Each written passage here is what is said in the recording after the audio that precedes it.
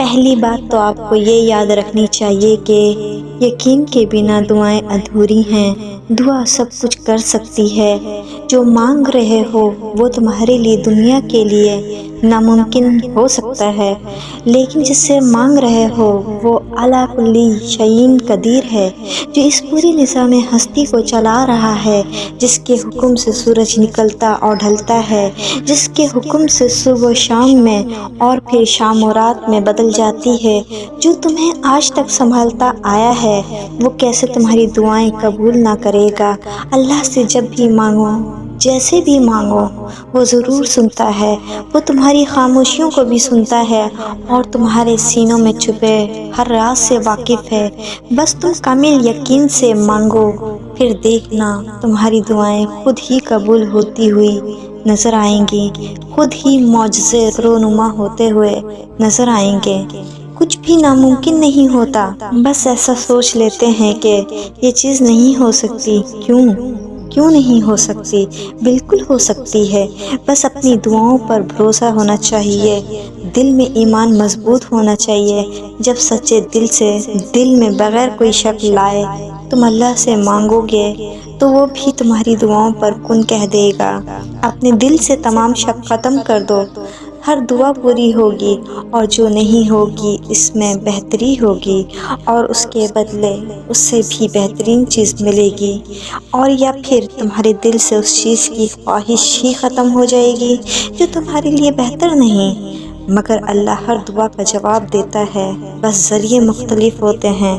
کبھی وہ کسی انسان کو آپ سے ملوا کر جواب دیتا ہے اور کبھی اسے آپ سے دور کر کے، کبھی وہ ہواؤں کے ہاتھ پیغام بھیجتا ہے تو کبھی اپنا جواب کسی ٹھوکر میں چھپا دیتا ہے، کبھی وہ سجدے میں گرا کر اپنی مصلحتیں سمجھاتا ہے اور کبھی ہاتھ تھام کر صبر کا صلہ دیتا ہے۔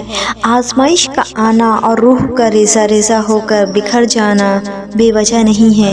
کبھی تکلیف میں ہو تو اللہ کو محسوس کرنا، پھر اس کی موجودگی بھی دکھائی دے گی اور اس کی سرگوشی بھی سنائی دے گی۔